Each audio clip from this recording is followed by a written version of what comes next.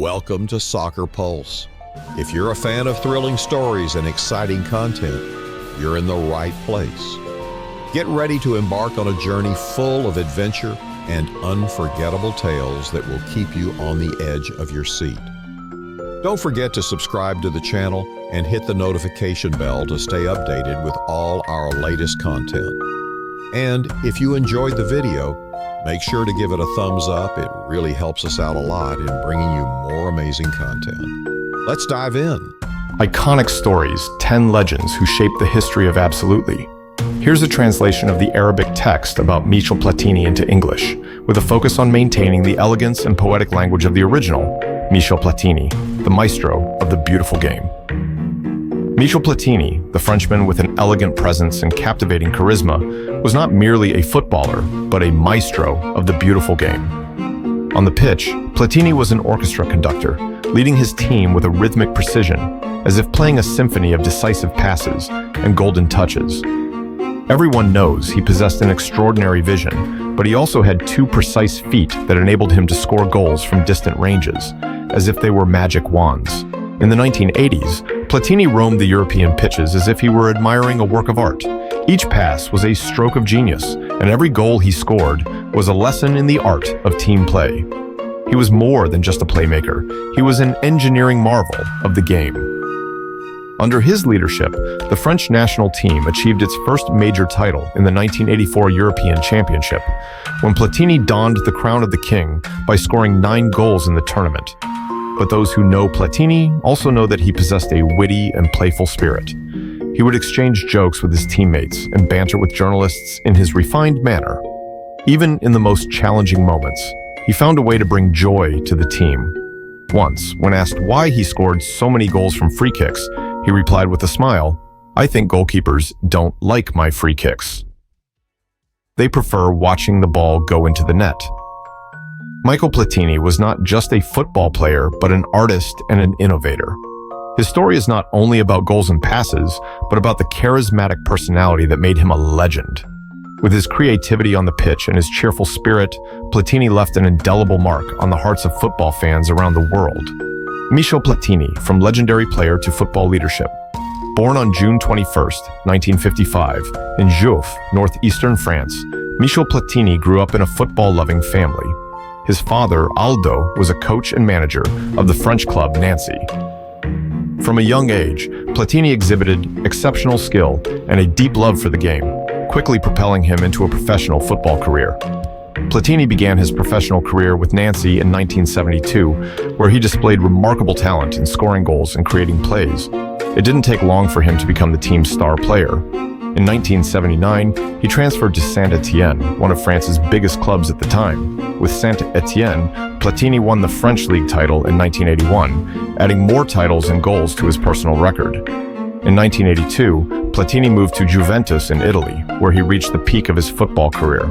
With the Bianconeri, Platini won the Italian league twice, as well as the European Champions Cup in 1985. He also won the Ballon d'Or as the world's best player 3 consecutive times, 1983, 1984, and 1985, a feat achieved by only a few players. Platini was not only exceptional on the field, but also a natural leader. He led the French national team to victory in the 1984 European Championship, where he was the undisputed captain and star. His record in that tournament was not limited to scoring 9 goals. He was also the man who ignited the passion of the fans and delighted them with his beautiful play and high sportsmanship. After retiring from playing in 1987, Platini did not distance himself from football. Instead, he continued in administrative and organizational work, serving as president of the Union of European Football Associations, UEFA, from 2007 to 2015. During his presidency, he worked to strengthen European football and raise the level of competitions, but he also faced challenges and legal investigations that affected his administrative career. Platini was not only a legendary player, but also a leadership figure who influenced the course of European and global football. His life is full of achievements, both on and off the field, and he remains one of the greatest football players of all time. Michel Platini, the 1984 European Championship, and beyond Michel Platini's role in France's triumph at the 1984 European Championship, was nothing short of legendary. As captain and talisman, he inspired his team to their first major international title. His 9 goals in the tournament, a record that still stands, highlighted his exceptional talent and showcased his ability to perform on the biggest stage. One of the most iconic moments was his extra-time header against Portugal in the semi-final, securing France's place in the final. Platini's relationship with the fans and media was exceptional. Known for his affable nature and ready smile, he always answered questions honestly and openly. In one press conference, when asked about the secret to his free-kick prowess, he jokingly replied, "It's all about a good Cruyff." The painter who reimagined Barcelona Cruyff's revolution at Camp Nou. When Johan Cruyff arrived at Barcelona, he was more than just a footballer. He was an artist with a magical brush, ready to paint a new masterpiece for the Catalan club. A masterpiece bearing his unique signature, a canvas reflecting his philosophy of total football. Cruyff's philosophy applied to Barcelona, La Masia, the talent factory. Cruyff's influence extended beyond the first team to the La Masia Academy. He established a youth system focused on developing technical skills and creative thinking, transforming La Masia into a factory for producing the world's finest talents. Tiki-taka, Cruyff's legacy. Tiki-taka became synonymous with Barcelona thanks to Cruyff. This style, characterized by short, quick passes and ball possession, reflects Cruyff's philosophy of beautiful, attacking football. Catalan identity. Cruyff bridged the gap between his Dutch identity and that of Barcelona, providing a model of a player who combined individual brilliance with team play, values that align with Catalan culture. An enduring legacy, the Golden Generation.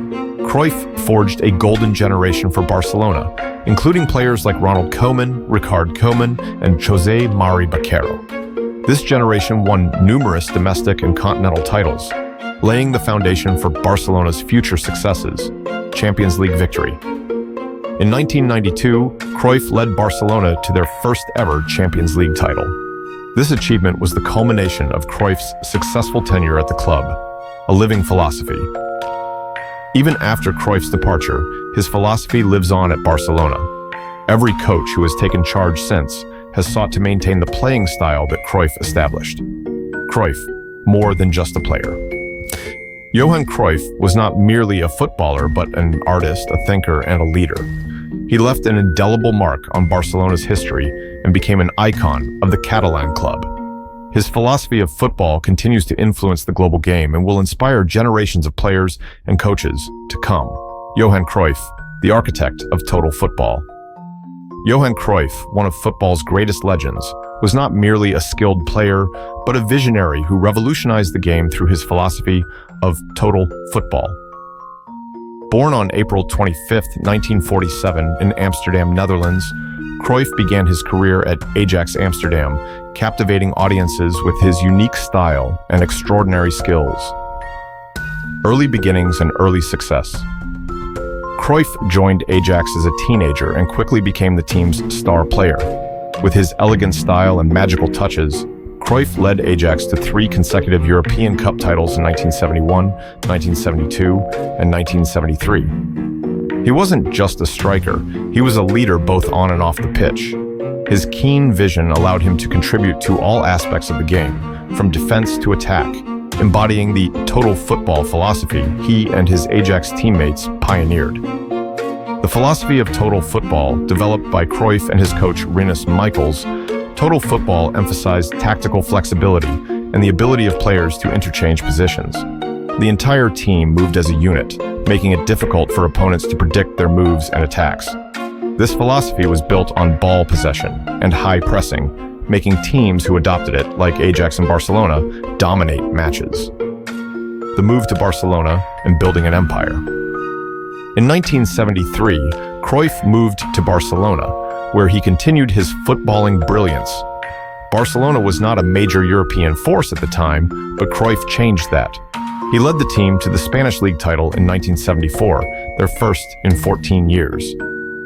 Cruyff was instrumental in shaping Barcelona's modern philosophy, based on possession and short passing, later known as tiki-taka. Return as a coach. After retiring as a player, Cruyff returned to Barcelona as a coach in the late 1980s and early 1990s. He led the team to an unprecedented golden era. During his coaching tenure, Barcelona won 4 consecutive La Liga titles and clinched their first ever European Cup, in 1992. Cruyff considered his team the dream team, featuring stars like Pep Guardiola and Ronald Koeman. Stances and achievements on and off the pitch. Cruyff was not only known for his skills and style, but also for his strong personality and courageous stances. On one occasion, he refused to participate in the 1978 World Cup in Argentina to protest against the political situation in the country, earning the respect of many for his bravery and independence. Off the pitch, Cruyff was known for his outspoken views and creative thinking.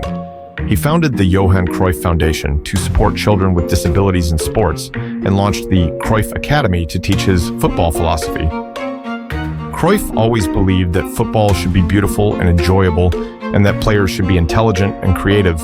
George Best, born on May 22, 1946 in Belfast, Northern Ireland, was not just a footballer, he was a phenomenon. His life story is a captivating tale of unparalleled talent, wild extravagance, and tragic decline, making him one of the most iconic and complex figures in football history. Early life and rise to stardom. Growing up in the streets of Belfast, Best's extraordinary football skills were evident from a young age. Discovered by Manchester United scout Bob Bishop at the age of 15, Best moved to Manchester, where his life would change forever. He made his debut for Manchester United's first team at just 17, dazzling fans and critics alike with his dribbling pace and eye for goal. Best had a unique playing style that combined flair, agility, and a fearless attitude. He could glide past defenders with ease, making the impossible seem effortless. Golden era at Manchester United. Best's time at Manchester United coincided with one of the club's most successful periods. Under the management of Sir Matt Busby, Best, alongside legends like Bobby Charlton and Dennis Law, formed a formidable attacking trio known as the Holy Trinity. In 1968, at the age of just 22, Best played a pivotal role in helping United win the European Cup, scoring a crucial goal in the final against Benfica. This victory marked the first time an English club had won the prestigious trophy. That same year, Best was awarded the Ballon d'Or, recognizing him as the best player in Europe. His performances on the field were electrifying, with his good looks and charismatic personality making him a global superstar. He was dubbed the Fifth Beatle due to his rock star-like status, becoming a cultural icon beyond football, the downfall and struggles. However, Best's life off the pitch was as tumultuous as his brilliance on it. Known for his hedonistic lifestyle, Best embraced the fame and fortune that came with his success. He frequented nightclubs, dated numerous women, and indulged in alcohol. Best himself famously quipped, "I spent a lot of money on booze, birds, and fast cars. The rest I just squandered." His extravagant lifestyle began to take a toll on his football career, with disciplinary issues and inconsistent performances becoming more frequent. By the early 1970s, Best's career at Manchester United started to decline. He left the club in 1974, aged just 27, after a series of off-field controversies and a deteriorating relationship with the management. Best went on to play for several other clubs, including stints in the United States, South Africa, and Australia, but never recaptured the heights of his United days. Life after football and legacy. Even after retiring, Best's battle with alcoholism continued. He faced numerous legal and health issues, including a liver transplant in 2002. Despite these challenges, Best remained a beloved figure in football. His candidness about his struggles endeared him to many, as did his humility and self-deprecating humor. George Best passed away on November 25, 2005, at the age of 59 due to complications from a long-term illness. His death was mourned by fans around the world, and tributes poured in from fellow footballers, celebrities, and politicians. The words, "Maradona good, Pele better, George Best," became a testament to his genius on the field, a complicated legend. George Best's story is a cautionary tale of a prodigious talent who soared to unimaginable heights, but was ultimately brought down by his personal demons. He embodied the spirit of the 1960s and 1970s, a time of rebellion, freedom, and excess. His flair, charm, and rebellious nature made him an icon of not just football, but popular culture. While his career may have been marked by unfulfilled potential, George Best's impact on the game and his legacy as one of the greatest footballers of all time remain undiminished. His life, filled with triumph and tragedy, continues to captivate and inspire, reminding us of the delicate balance between genius and fallibility. If we've talked about only 3 legends, who are the other top 7 iconic legends in the world of football? Don't forget to subscribe to the channel and support us.